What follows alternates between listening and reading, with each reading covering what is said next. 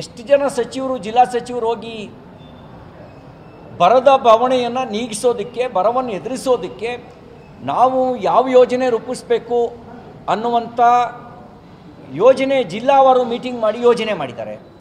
ಎಷ್ಟು ಜನ ಸಚಿವರುಗಳು ಬರಗಾಲ ಪೀಡಿತ ತಾಲೂಕುಗಳಿಗೆ ಪ್ರವಾಸ ಮಾಡಿದ್ದಾರೆ. ಕುಡಿಯೋ ನೀರಿಗೆ ಹಾಹಾಕಾರ ಇದೆ. ಜನಸಾಮಾನ್ಯರ ಹಾಹಾಕಾರ ನೀಗಿಸುವ ಅಧಿಕಾರದಲ್ಲಿರ್ತಕ್ಕಂಥ ಮುಖ್ಯಮಂತ್ರಿ ಉಪಮುಖ್ಯಮಂತ್ರಿಗಳು ಅವರ ಅಸಮರ್ಥತೆ ಮತ್ತು ಅಸಹಾಯಕತೆಯನ್ನು ತೋರಿಸ್ಕೊಳ್ತಾ ಇದ್ದಾರೆ. ಅವ್ರು ಹೇಳ್ತಾರೆ ನಮ್ಮನೆಗೂ ನೀರಿಲ್ಲ, ಮುಖ್ಯಮಂತ್ರಿಗಳು ನಮ್ಮನೆಗೂ ನೀರಿಲ್ಲ ಅಂತಾರೆ, ಮುಖ್ಯಮಂತ್ರಿಗಳು ಉಪಮುಖ್ಯಮಂತ್ರಿಗಳು ನಮ್ಮದು ಅದೇ ಕತೆ ಅಂತಾರೆ.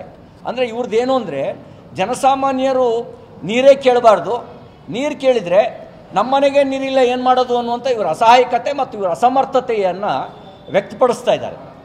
ನನಗೆ ನಿಮಗೆ ಅಸಹಾಯಕತೆ ಇದ್ದರೆ, ನಿಮಗೆ ಅಸಮರ್ಥತೆ ಇದ್ದರೆ ನೀವು ನಾಲಾಯಕ್ಕಿದ್ದೀರಿ, ಅಧಿಕಾರ ನಡೆಸೋದಕ್ಕೆ ನಾಲಾಯಕ್ಕಿದ್ದೀರಿ. ನಿಮಗೆ ಜನ ಅಧಿಕಾರ ಕೊಟ್ಟಿದ್ದಾರೆ.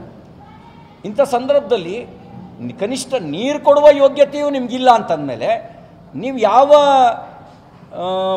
ಪುರುಷಾರ್ಥಕ್ಕೆ ಅಧಿಕಾರದಲ್ಲಿರಬೇಕು ಮತ್ತು ಯಾವ ಮುಖ ಇಟ್ಕೊಂಡು ಪಾರ್ಲಿಮೆಂಟ್ ಎಲೆಕ್ಷನಿಗೆ ಓಟ್ ಕೇಳ್ತೀರಿ?